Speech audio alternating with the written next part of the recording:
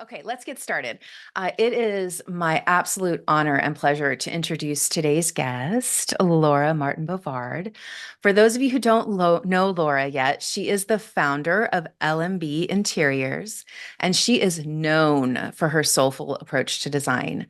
You'll hear it woven in every word she intentionally chooses today. With over 20 years of experience, she creates very intentional spaces that foster a connection and well being. She transforms homes and lives in her process. She calls herself a beauty maker, which I love. She also is the heart and soul behind Divine Hustler, which we're going to learn a little bit about today, and how she supports women in her lives. So we're so lucky to have her as a weaver in the collective. I feel incredibly blessed to have met her this past year and look forward to you hearing about her. So welcome, Laura. Are you ready? Thank you, Debra. I was born ready, goddess. Excellent. So let's start by exploring your unique path and the moments that have shaped your story. The what led you to the work that you're passionate about today? Well, I think my work is two paths, really. One is born out of my very deep devotional, reverential path to the divine, which came, you know, sort of when I started my interior design firm, really, because I felt like a farce and a fraud and ego was really running the show, which caused, as we know, ego causes a lot of pain. But also it's a big teacher. So Mm, I think that in tandem with the growth of LMB Interiors, my soul kind of had to stretch into being of service to my clients, to my team, to my family, to my relationships. mm. And the more the Divine Hustler, which we'll talk about, as you mentioned a little later, kind of came in, I needed a future self to kind of stretch me into um, finding the path. And I kept thinking I had to pick one of those paths, but turns out I get to walk both paths. Mm. I love that. There is beauty in that, isn't there? There realizing that we don't have to be small, that we truly are expansive beings. Yes. And we are multi passionate, especially as feminine creatures. And we don't have to pick one thing. Mm. Amen. What's your human design? Well, my human design profile is 2-5. So I'm the hermit heretic, which Okay. is it's both angles are projectors. So there's a lot of projection that Mhm. gets put on in both lines, and that's hard for a codependent people pleaser who wants to be liked by everyone, Mhm. which I brag is not really so much my go-to anymore. But yeah, why do you ask? What do Yeah. Well, I'm always curious when as we're evolving as beings and to your point, hmm as we're learning, especially as women in leadership, how to truly bring the divine feminine forward. Still inside balance, right? I hmm think that the balance of the energy is what is going to be the intense attractor, that magnet where people are gonna, it's the when Harry met Sally, I want what she's having, right? yeah. Because there is this real balanced energy. I just always wonder, like, where do you fall in that, especially when you start talking about I'm multi-passionate, right? Like hmm I'm a Manny Gen 6 too, and learning that I don't have to be doing one thing and that I'm not scatterbrained, that I want to be doing this and I have this idea and I've got this going on over here, that I'm I felt seen when I hmm saw hmm that, right? And yeah. Yeah, I'm a generator as well. I don't have the manifester part in there like you lucky ladies who do, but I definitely like to use up my energy. I go all day and then at night I'm just give me my pillow. yeah, I love that. Give me my pillow. I feel that too. I mean, part of that is perimenopause. that kind of zaps your energy just physically. But yeah, I think when we do leave it all on the table, there is such a joy that is in that exhaustion. Yeah.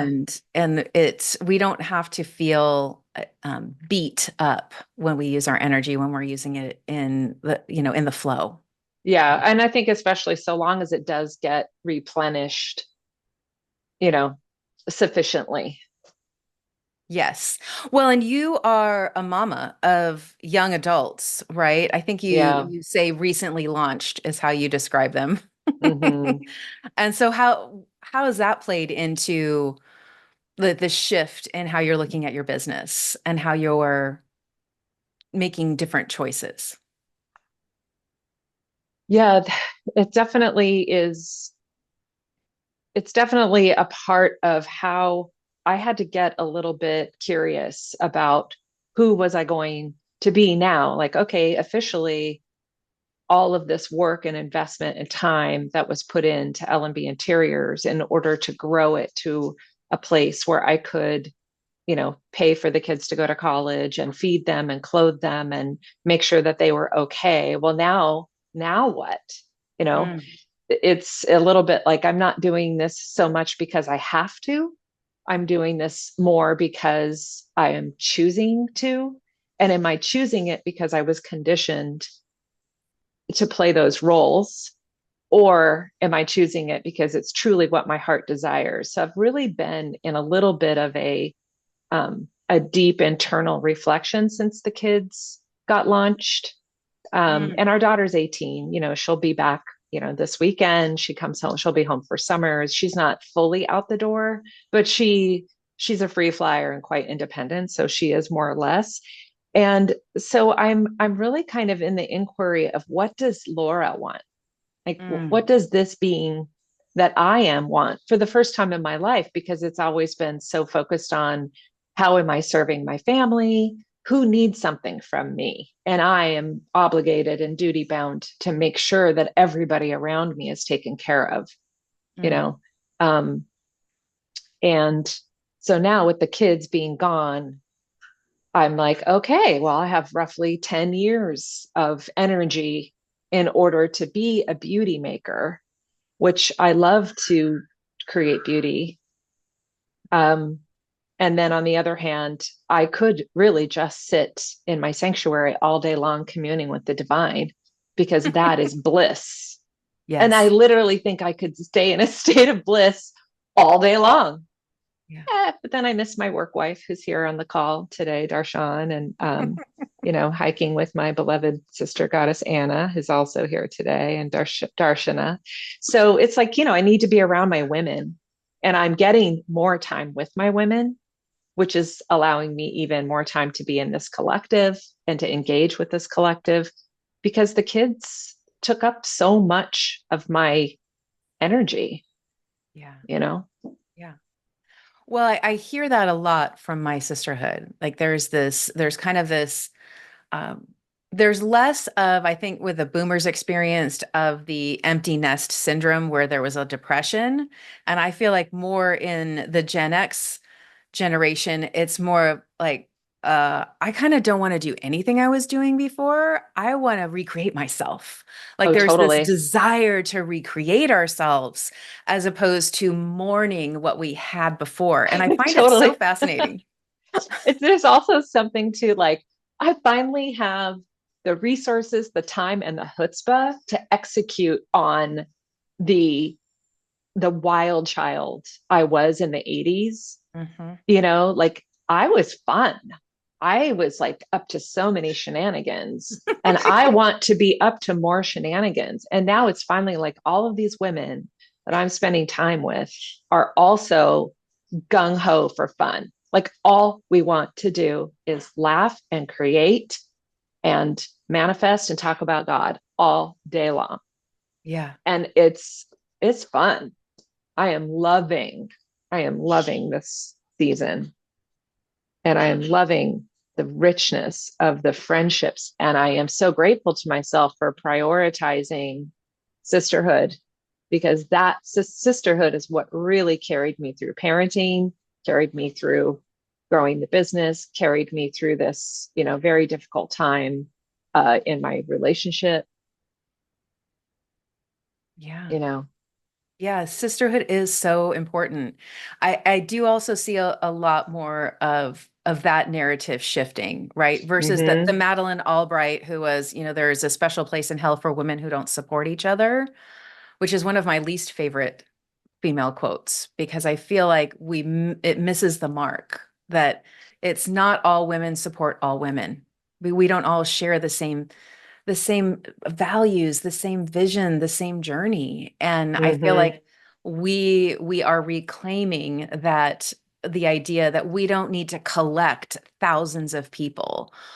If we really do walk this planet and have a few really close sisters who truly know us, like that's winning. That It's is a hundred so percent powerful. winning. And it ties right into what we were talking about in the green room, Yeah. that we are now stepping into the realization that less is definitely more. It's the quality, it's the curative approach to design, to cooking, to friending, Yeah. to how we use our precious life force energy and who we choose to spend our time with, and moving out of the meta massive, have 10,000, 20,000 followers at all costs, even if you have to buy them just so you can be seen, versus, the quality of going offline and moving into a more intimate, like Substack, like what you were talking about earlier today. And Yes. I think that that's the movement, right? And I that it agree. also kind of goes in line with like how many people are living from ego and fear. That's all meta. It's like as we walk that bridge over to living from love and heart, Mhm. we can love them and bless them, but we don't have to entangle with it. We can just be witness to what we're leaving behind as we walk into the new earth and really begin to see from our hearts and from love, and where we get to be in choice of who gets to the honor of being in our field. Right. And I think that takes time to feel comfortable saying that out loud, Laura. I think it takes time. And I was reading this wonderful writer on Substack. If I can find it in my likes, I'll share it over on the forum. But she was talking about, there's the women are kind of adopting that I have zero fucks to give mentality. Like you see it, my sisterhood in particular, like they're like, I'm done. And there is a correlation between like our divine evolution. Like as women, like our chemicals are shifting, and there actually is scientific reason why we don't feel that way anymore. Why we Mm-hmm. don't feel like we're in charge of everyone's happiness, where we're in charge of making sure everyone has a napkin and a fork and a knife, because guess what? They can get up and get a napkin and a fork and a knife. And whether that is a metaphor for helping somebody in business or helping somebody in your own home, I think we get to the point where we shift into our wise one, and we realize that spending the time doing that doesn't honor why we're here. Mm-hmm. And that we certainly in a season it feels good, but once we get to a certain stage, it's like now is the time for us to expand. And we can't expand if we're taking care of somebody's forks and knives. And Well, so, it's true. And also, the taking care with forks and knives is on the micro. The macro is being an expander for what it looks like to live an aligned, authentic, embodied, powerful life. And that way of being is impacting the field.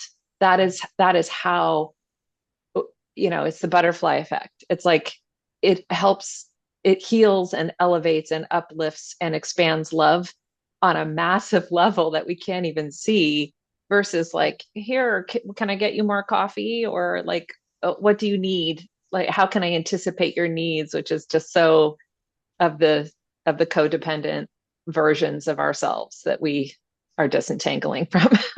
yeah, being untethered from that feels so good. Doesn't it? And Yeah. right, like in my home, like my husband is such a servant-hearted human being. Yeah. And he's the one that does that. Can I get you water? Can I get you this? What do you need? What do you need? What do you need? And for years I was like, I don't need anything. Like, and the last, I'd say 5 years, I've been like, yes, I would love water. And I would like honey and lemon in it, please. And he was like, yes. And They his just want a joy, job. yeah, and his joy like rises when I accept Yes. his request to serve. And then my queen is like, "Oh yes. This is delicious. What else do you want to get for me?" Right? Oh, And that allows totally. me to step into other areas so that I'm actually now my fork and knife are being taken care of. Yeah. And that feels good, and it feels good to him. And so I love that. Let's talk about pivotal moments, because I feel like we're also in a stage where we are reflecting on where we've Hmm. been, especially those of us who are at or around 50. That seems to be a big trigger of change in mindset, in mindfulness, and maybe even in activation, right? Like what we want to do. So share about a pivotal moment that shaped who you are now. When you think about that, when you close your eyes and you think, oh, my youngest self at this age, man, she did something that started me on my path. Well, that's going way back in time, but I would say definitely the most pivotal moment was when I left home at 16 to get away from a very restrictive, controlling Pentecostal alcoholic household. A real mashup, a The real mashup of dichotomy. interesting, yeah, it's sort of like all those in the Bible Belt. It's like for every church there's like a drug recovery because everyone's doing crystal meth.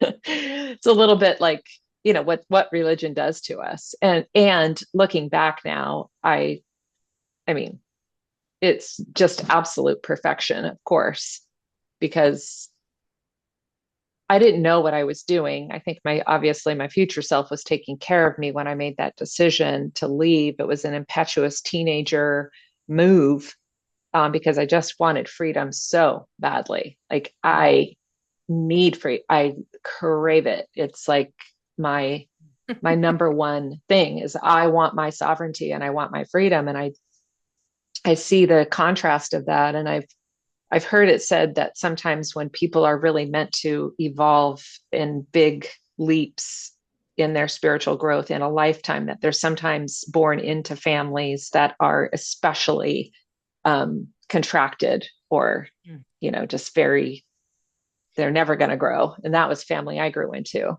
or was born into. And so it's just perfection because that triggered everything that happened next. Obviously, when I left, my siblings started leaving.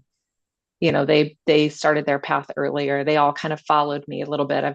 I'm the oldest daughter, but in a way kind of like was the other parent in the family. So when I left, the whole family sort of dismantled in a way. My mom lost her best friend. I was my dad's favorite child. It was just like the golden child left. Oh no, how could this happen? Yeah. But I it was not easy. I mean, it was probably not until I was in my early 30s that life started to track for me. But in my mid 20s, the pain that I was in and the trauma that I had dealt with in my childhood kind of led me down a spiritual path because I was like, there has to be another way. I was very miserable and making reckless decisions with my life. Um, but by the grace of the divine, I ended up getting an education and finding my way into interior design ultimately, Mm. which is a very long story how that happened. But Well, what um, I love about what you're saying is, so you have this desire to reconnect with that 20 something who is really fun, but she mm, also has some wounds, oh, right? for sure. That there Yeah. and that is a beautiful, like, your inner child is your inner 20-year-old right now. That's who you're wanting to commune with. I think that feels I feel that in my bones when you're saying it. Yeah. Like Yeah. it's so fascinating. And I feel like there's again so many women that are on this journey that we are that have deconstructed from that kind of patriarchal, uh, misogynistic, organized religion. And even inside that, they're more spiritual now than they were when they were sitting in a pew in a church. They're Oh more yeah. at And peace. It's so it's amazing. it's that I'm very, very obsessed right now with the way that religion has taken something that is our birthright, our divinity, our direct access to the divine, which we are a fractal of God. We are it. And so I see through the eyes of the divine. It's like I'm doing the Course in Miracles right now, and it's just enriching me in such a big way. And I'm grateful for the religious upbringing because I was exposed to the teachings of Yeshua ben Joseph. But at the same time, I'm so wounded by the patriarchy and the religion and the restriction and being born a girl and the load that came with that. But I never bought into it. I was like, I love being a girl. It Yeah. was never a problem for me. I never really felt like a lot of my women friends who feel like, in some way I was flawed because I was born a girl. It's like no matter how much my father criticized or shamed me for being a girl, I was inside of me. I was like, oh no, you're wrong. You're 100% wrong. Like I never Yeah. um Like, I rebuke that. I rebuke that. But it's given me this wonderful journey, to be able to look at it and see and to reclaim my spirituality for myself. And I love it. Yeah. It's the fuel for my business. I will tell you that. You Yeah. know, I, I think that's so what I love about that, and I was actually talking with Anna yesterday, who's with us in the chat today, that there is this moment I think all of us girls have in church inside that system. We can all pinpoint it. Mine was I was 13 and wrote the pastor a letter saying I was so excited for my confirmation because I was going to be part of this whole new adult side of my faith, and I was going to get this offering book and be able to have put my own earned money in there and be part of these meetings, but they wanted my money and not my voice. They wanted my money but not my vote. And I remember being 13 writing a letter to my wow. pastor, right? That's And I so baller, remember Debra. like and not even realizing in that moment like how profound of a thinker I was at 13 saying that. And I can remember my dad's dismay because I'm shaking the pastor's hand with one hand and handing him the note with the other in church. I love that. But that I when we reconnect with that version of us, that person that we were in that moment, that version of us, and can celebrate like her, she had moxie. Like my Oh 13-year yeah. old had moxie. Your 16-year-old had moxie, and we My I knew. It's so true. I cannot believe it was either moxie or it was just total stupidity or probably both. But in Anna and I are in this writing class with Jules Swales, and I swear to God, every time I sit down to write, I think, I've lived a whole life since my childhood. I have been married for 25 years. I have born and raised children and created a multi-million dollar company off my dining room table. Like I have done some big, heavy lifting stuff in my life. Yeah. I keep writing about my childhood. Like literally nothing else comes. Just the other day, a piece came out about my grief around leaving and what that did to my mother. Because now I'm in this collective and I have these other women friendships. And now I think I'm finally getting to a place in my evolution that I can open that exiled part of me that has been in too much grief to see the impact of what me leaving did to my mother. And Yeah. that came up in this piece that I wrote last week. And it dropped me to my knees. Like I read it 4 times out loud before I stopped crying every time I read it. But I Mm. think I'm just now able, and I think that that's sort of healing the lineage, right? It's like, I think now I'm at the point where I am beginning to heal a deeper wound in the lineage of this mother-daughter wound. Um, because now my body, mind, and spirit are actually able to process something that goes so much farther back than just me and my mother. You know, Yeah. my mom was sort of like my child in a way. You know, she was just so weak and so like abused by my father that I looked at that and I had to get Moxie because I wasn't going down that path. There's Right. no way. I would not tolerate any of that fuckery. Yeah. Well, again, I feel like part of the positive side of the toxic independence that Gen X grew up with, Mm-hmm. whether it was because of alcoholism in their parents or simply because both parents worked and there were nobody home to do it. They were cooking their own Right. macaroni and cheese and, having martinis with Phoebe on All My Children during the summer because mom and dad weren't home. Like, we really had a wild experience growing up as Truly. our adolescents. Like we had access to a lot, we had a ton of freedom, and Mm-hmm. we also had a lot of hardship, and that has created these incredible, powerful, unbound powerful women that are heading into their like the prime of their second act, right? Mm-hmm. And I feel like so much of the energy that we are releasing now out into the world, so much of what's coming through us, like maybe our moms or maybe our grandmas experienced it in the last year or two of their lives after their husbands had passed and they Mm-hmm. reconnected with their individuality, their sovereignty, their own power. But we're doing it now. I Yeah, we mean, are. I Mm-hmm. like it's no surprise that the mediocre weak beta men on the planet are like erase everyone but me because I'm not going to survive this, because they're going to have to evolve to stay relevant, because we are not having it. We're just not having it, and we're not waiting until we're 80 or 90 to not have it. We're like, And mm-mm. our daughters are already not having it, Mm, you know, like yes. like the young adult women that I know are they are so fierce.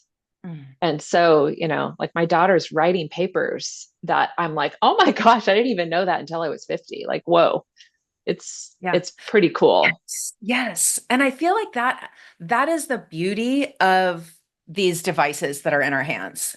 Like there is beauty in that. There is access to so much information. There is uh, how do I want to say this? I feel like our moms got together over Bunko or cards or some version of that. Same with our Bible grandparents, like study. Bible study, book club, maybe with wine, maybe not. But everything that they learned about other women was from a very tiny group, and it was in Yep. person. Whereas now you can go on the internet and find people in Indonesia and England and Australia and France that are talking about the same thing that you're thinking that is happening to you. So there's this validation that I feel Mm-hmm. like the internet has created for, especially for these younger generations, that we didn't have until we were in our late 20s, early 30s, that was really becoming mainstream. And so I love seeing them stand in their power. I still think that they have a lot to work on with codependency, that we've got the toxic independency, they've got the toxic codependency, like us be helping them over that bridge and us helping each other build Mm-hmm. the commonality between that is going to be something that we're going to be able to experience as sages to them, right? Like, I see you, I see where you're leading with your fear. Let's talk about that. But the fact that they want to write that, the fact that they want to solve big problems when they're in their 20s and they're not feeling small, I mean, that's a huge win. That's such a huge win. For sure. Yeah. Let's talk about in the book we read last month for the collective book circle, that it was When You're Ready, This Is How You Heal. One of the suggestions that the author has in there, and there's a chapter where I think she shares like 47 of ideas on kind of elevating yourself. And one of them really stood out to me because it was on daily practices, daily rituals. Hmm. And I love the idea of emulating the daily rituals, or at least being curious about the daily rituals of people that you want to emulate, people that have a spark that pulls you in. So let's talk about what kind of rituals or practices you rely on. It could be daily, it could be something weekly, because nurturing our spirit and preparing us for whether it's challenging times or the down and dirty getting things done times, like what does that look like for you? What's in your basket? Oh man, you should see my toolbox. It is so bedazzled. I've got gems all over it. It's Bedazzled, I love it's it. like spilling over. I mean, that was sort of like the whole agenda, if there was one, for the Divine Hustler, which is, my side personality that did all the things that this person couldn't do until now I've sort of become her. It was all about tools. It was all about like, how do we, and I sort of make this assumption that everybody has tools, which I would imagine those of us in this collective probably do, but it does surprise me how few people prioritize their toolbox and just get up and start scrolling and head out the door with coffee in hand. Like, I'm like, whoa, that's so like 1985. Like, don't you know that's not how we do anymore? Like, So I like to 19. mix it up. It's like Joe Dispenza talks about how the body becomes the mind. And when we have these morning spiritual practices and they become routine, then they kind of lose some of their spark. So I Mm, like to mash it up. And I do have you know, I always light a candle. I always meditate, and I usually put on my spiritual playlist that I have on Spotify because that kind of gets me in the zone. But then I move into breath work, and I pretty much do breath work every day because breath work, even if it's just like you know the 5 breath in, hold, and release 5 rounds, like that's like a super easy beginner breath work practice. I also do breath of fire. I mm. will, if I have more time, I'll lay down and I'll put on my breath work playlist and I'll go into like a more rigorous breath work experience. And that just busts me open and gets my energy right plugged into the mothership big time. Yeah. So I would say breath work for sure is one of those daily, I can't skip it things. And I notice when I don't. I notice when I do skip it, I don't feel the same. Um, I try to get morning light every morning as soon as I can. It's easier when it's sunny out, but if it's not, I have a red light because that kicks in your melatonin for tonight. You start a good sleep hygiene starts first thing in the morning. You know, I walk barefoot as often as I can around the block. And I I'm involved right now in this year-long Course in Miracles program. So I've been spending every morning from 6 till 7:30 doing that, and I love it. I miss myself a little bit, so now I'm kind of backing off doing it every day, Mm. so I can get that alone time with God because that quiet time just gets my day aligned. And I'm a hermit, so I need that alone time for a couple of hours, every morning. Yeah. Um, but I think it's fun to trade. I love what you're bringing up because I do think it's fun to trade, like, oh, what's in your toolbox for your spiritual practices? Because I was on a call with a friend. She's like, give me your morning routine. What do you got? I'm like, well, this is my mouth pulling oil. Here's my brand of lion's mane I put in my coffee. Here's my, we kind of did a little sweat. I use beef tallow on my skin. She's like, I use coconut oil. We go back and forth. It's just Yeah. fun. And that's what Yeah. women do so Yeah. well, Yeah. it's like trading the things. And for sure journaling. And I do my practices for my writing class. So there's a lot to pack in the morning. That's Yeah. why I have a good 2 or 3 hours of time spent investing in this being that's me. And I don't roll into work until, probably 10 or 10:30. And that's been the blessing of COVID. Like Darshan and I started letting our staff work from home. And now everybody just kind of has a more feminine way. And because we want to encourage them to have these practices. Yeah. Does that answer the question? It does. It does. Well, I think, yeah, in all sorts of ways, because I think it's always good to remind ourselves that having daily rituals is not a selfish act in the It's the way that the opposite. world wants us to see it, right? That's right. I think that it's okay to be selfish, to focus on one's self. It's just that's kind of turned into um, this negative. And also I see, especially with those who are not on the same path as I am, where they are still using things like, she puts everyone first, like that's a badge of honor, right? And I think that the power we Yeah. experience when we finally flip that narrative for ourselves is I mind blowing. I can It show up truly so much is. I better. mean, it Yeah. makes so much sense. And I agree. I think a lot of that language is weaponized. Being selfish is like as if that's a bad thing. The most loving thing, the most loving thing I ever did for my family was to prioritize my self-care because when the feminine's cup is full, it spills over into everybody else. I mean, this is just old news. Like I think in our collective, like this is so like, thank you, Captain Obvious. Of Well, course. maybe, but also there's somebody who's listening, whether she's here today in the chat or listening to a replay or hearing it on the podcast in the future, that needs the reminder, right? Because Yeah. we get sucked back into that misogynistic way of thinking and feel like me investing 2 hours of my morning feels impossible. Now, when you've got small children It's hard when and you have it's kids. different, like No, there totally. that is for sure.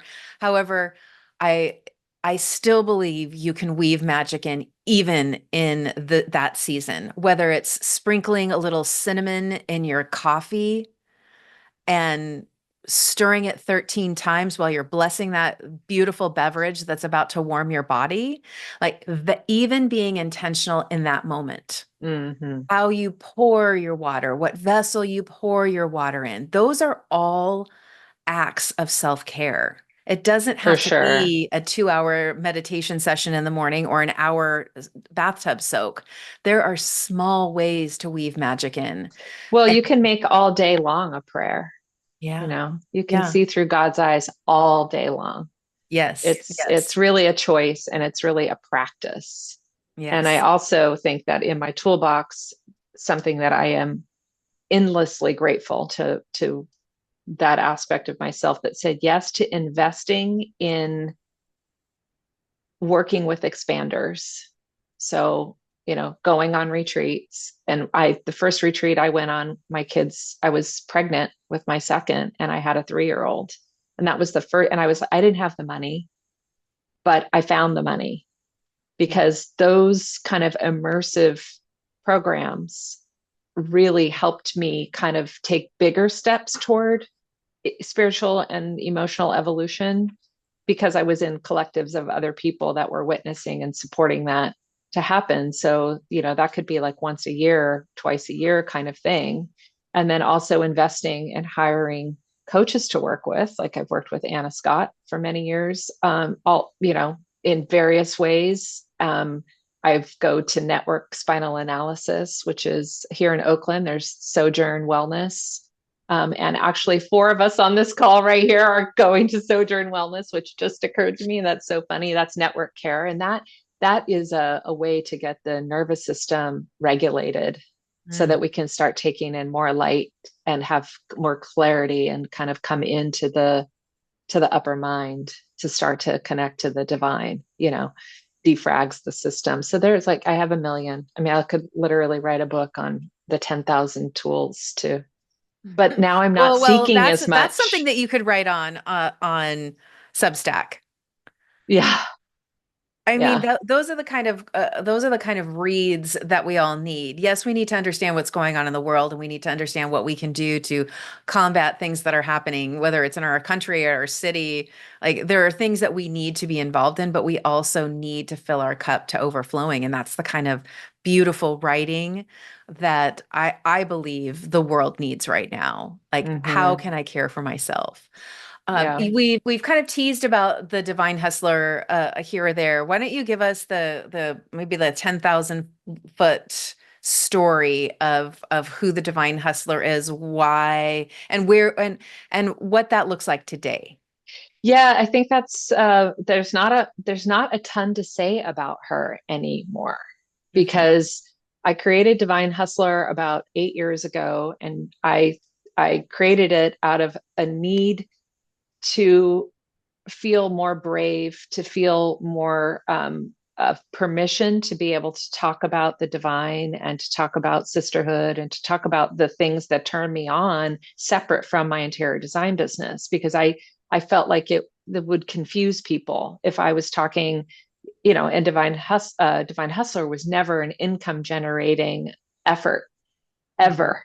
It was just for my pure joy of doing it. And then my focus on LMB Interiors, as I started to get more and more excited about this awakening I think humanity is going through, I didn't see a way to bridge Divine Hustler into LMB Interiors. And so I had retreats I did annually, and I ran a and I still do post sometimes on TikTok on Divine Hustler just to get scratch that itch of being able to share a download I'm having. But she's like my girly, she's like my pal who every once in a while comes online, but I gave myself permission finally to walk fully out of the spiritual closet and into LMB Interiors with that voice. I don't call it Divine Hustler over on LMB Interiors. It's just Laura. That's just who I be in the world, is somebody who Yeah. wants to talk about soul and wants to talk about awakening and wants to talk about love and all the things. And I now am sort of known in my interior design community as that soulful designer here in the Bay Area. Like I have a reputation now. Yeah. That and then it kind of culminated last week. I was an officiant at a friend's memorial service in the interior design community, and I was like, well, I'll be damned if I am not my own version of Marianne Williamson standing up here. And I'm so heart-wrenchingly beautiful as the divine hustler, speaking, praying, grounding, walking them through breath work, reading quotes, and really praying over and creating a container for the life of this beautiful man that we lost. The fact that I was invited, I was like, divine hustler did her job. She got me here. And now I'm kind of like, I don't want to create and run retreats. I want to be at the retreat.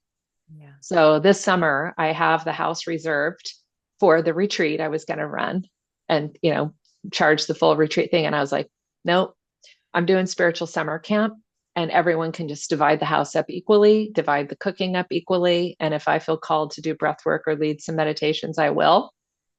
So she's woven into my life in a really meaningful way. But she's done her job now, I feel. And Yeah. so I'm stepping away with less energy toward growing her and whatever, and taking the good parts of her to run LMB Interiors and my life, you know. Yeah. Yeah. What a beautiful integration. Yep. I think that that's what we're all seeking, I feel, is to actually to be able to show up who we are in our lives and our businesses. And that's Hmm. why when I talk with the members inside the collective, that is a red thread in our conversations, that they're ready for that, but they're scared, right? They're nervous, they're unsure. What will people think if I say those things, right? And I always say, like, you have to get to the point, I feel like, as a woman, as a leader, where you're willing to take the risk to experience the reward. And you don't have to force yourself into that. Hmm. It's the first step for a lot of them is surrounding themselves with women like you and me and the women who are here today that are doing it so they can see it. They can see it in action. And so I so deeply appreciate that. And I love seeing you merge the two. And I got chills when you were talking about yourself as your own Marianne Williamson. I think that's fantastic. That's so beautiful. You shine bright, girl. Okay, so before we do some rapid fire, which is one of my favorite things, to do, is do you have some one thing that has been on your heart that maybe you've learned recently that shifted your perspective that you want to speak over us? Mm. Well, I think I already said it. I did one of the lessons in Course in Miracles a few days ago where I see through the eyes of God. I I have intellectually been saying that we are a fractal of it, but I actually sat at a stoplight in San Rafael, and I was literally seeing through the eyes of the divine Mm, and felt integrated into the oneness of what this is in a way that I know that it's taken whatever 35 years of doing all these practices and tools and counseling and coaching and recovering to come home to myself. And I didn't know what I was saying when I adopted come home to yourself as my tagline for LMB Interiors. I did not understand the level of depth of the words I was speaking mm, until I realized, oh my God, I have come home to myself. mm, And it was like a future prayer for this version of me that I like, mm, oh my gosh. And you can really get yourself geeked out on this when you sit and realize, like, oh my gosh, I am simply here to bear witness to the divine experiencing itself as this personality that is me. wow. Wow. Holy cow. There's Yeah. nothing to be done. We are a reverberation Yeah. we're living in an illusion that is a reverberation of past thinking.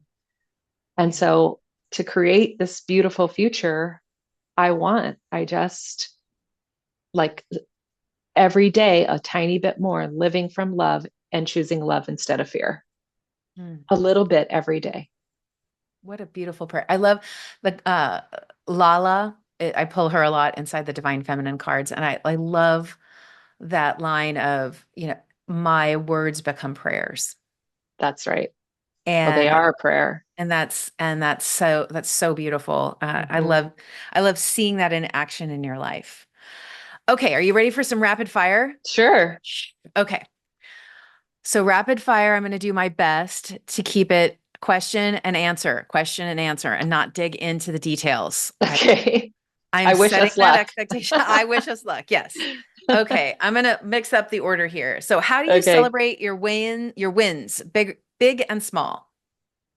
Oh, through being witnessed with sister goddesses and witnessing them. I love that. What's a dream or goal you're manifesting right now? This amazing project in Piedmont Ooh. that I want. Oh, I love it. Okay, we're going to hold space for that. If you had an unexpected free afternoon, how would you spend it?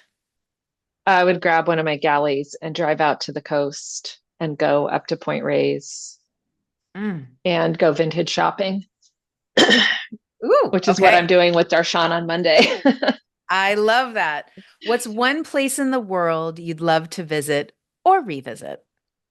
I want to go to Morocco. I Mm, really want to go to Morocco. Yeah. mm. I could see a designer wanting to go to Morocco. Mhm. What's a quirky or surprising talent you have that most people don't know about?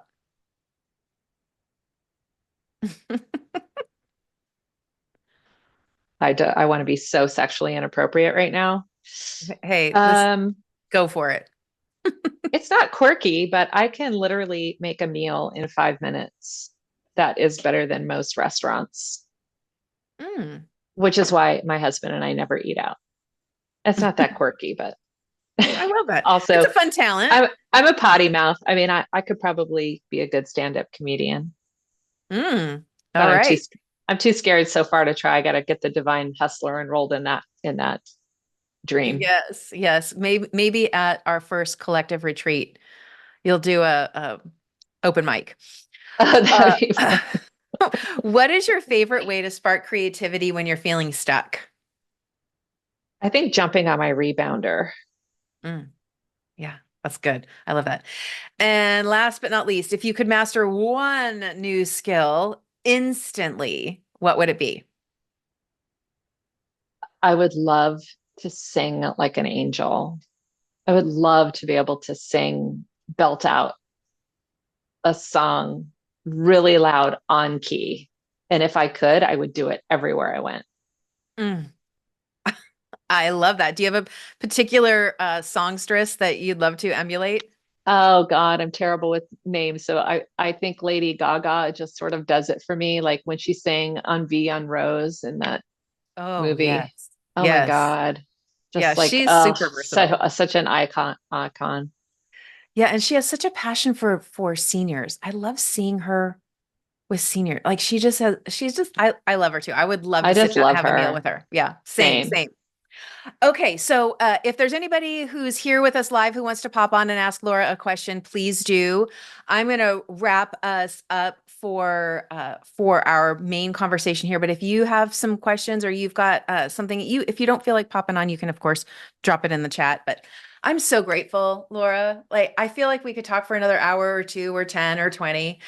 But I feel like we've all gotten a beautiful snapshot of your divinity. And I see you. I see your fully divine, fully humanness. And I'm so grateful that we are connected, that our paths did not cross, but our paths connected, and that we are walking in the season together. I look forward to continuing the conversation about navigating life with ease and all of that goodness when we get together next Thursday for the collective conversation. We have some incredible women joining us around the table next week to talk about some of their daily practices, how they protect their boundaries and other areas and ways to protect ourselves and also keep open. So I'm looking forward to that conversation. But like I said, I'm truly grateful for you here, for being here, for sharing your energy, sharing your wisdom.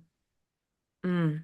And the beautiful reminders that you wove throughout this whole conversation. I'm really looking forward to the replay.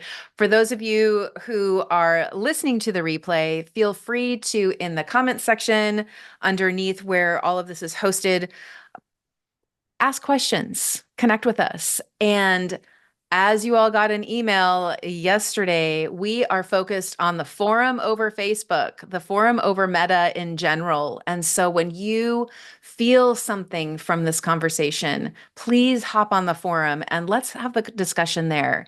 There's no algorithm telling you what you'll see. There's no one filtering your fucks.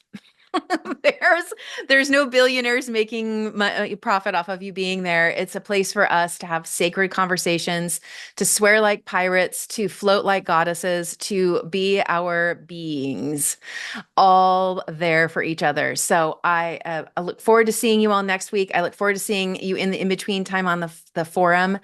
And I send you all off with love and light. May the rest of your day be filled with moments that bring you joy. May your weekend ahead, may tomorrow, those of you who are celebrating love in all the shapes and forms that it comes in, may you just be surrounded in deliciousness. And until next week, we'll see you soon. Bye, everyone. Thank you, Deborah. Thanks, everybody. Thank you.